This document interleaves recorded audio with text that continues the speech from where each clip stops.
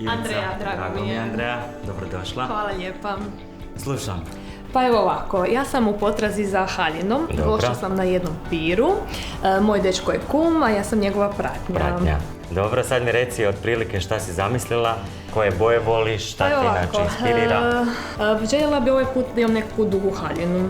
I usku, jer po tvojoj građi tijela bi ti savjetovao definitivno da to bude uska haljina. Znači imaš super figuru, imaš duge noge, još kad dođe štikla, definitivno uska haljina, može biti sirena kroja, može biti i sa prorezom, može biti i midi dužine. Evo, držat ćemo se te neke baze da to bude crno, da bude usko. Mogu biti recimo neki uzorci na haljini, neka lijepa čipka sa nekim ukrasima, ali evo najbolje da krenemo probavati, da krenemo i prvo odabrati šta ćemo probati. Super.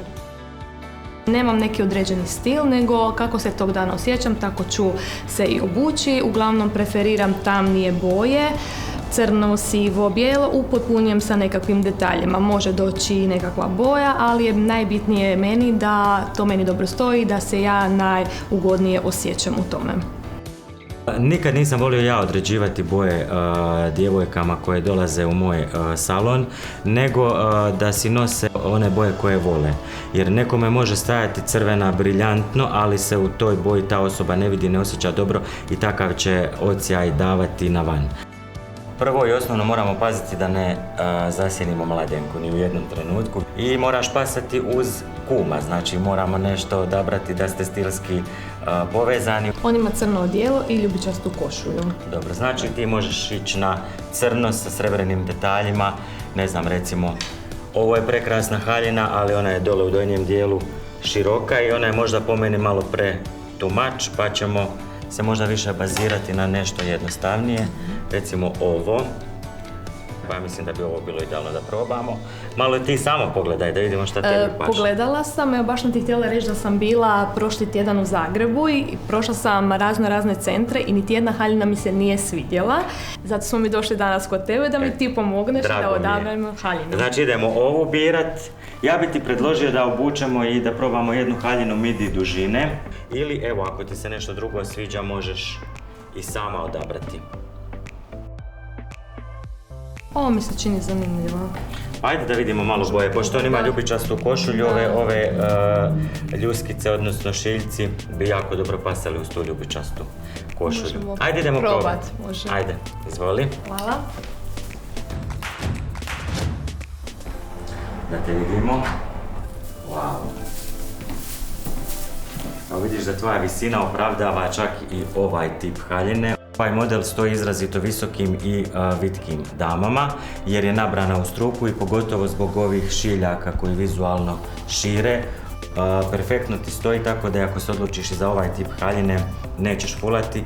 I moram primijetiti da su ti salonke jako dobre, moderne su, malo su pomaknute zbog tog plastičnog dijela, tako da na sve tri haljine ti odlično pašu, tako da si riješila problem sa cipelama. Ajmo dalje, da vidimo sljedeću. Wow. Čekaj da vidim. Si dobro zakopčala sve? Nisi. Kreni se. Predivna. To je ono u biti što si i od početka nekako govorila da bi. Reci mi, s obzirom da je ova haljina duga, koja bi mi frizura i make-up možda išao na ovu haljinu? Ti možeš imati dignuto, možeš imati valove, možeš imati velne. U biti ono u čemu se ti dobro osjećaš.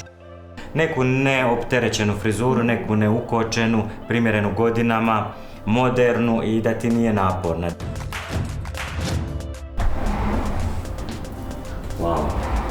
Savršeno ti stoji, sve tri haljine su ti perfektne. Sve haljine su ti prekrasne i jako je teško se odlučiti jer inače sam ja jako neodlučna, ali si me stvarno ostavio bez riječi. Hvala. I moram ti priznati, iako se u sve tri jako lijepo osjećam, da mi je ova nekako najljepša. Super, jako ti lijepo stoji, seksi je, glamurozna je.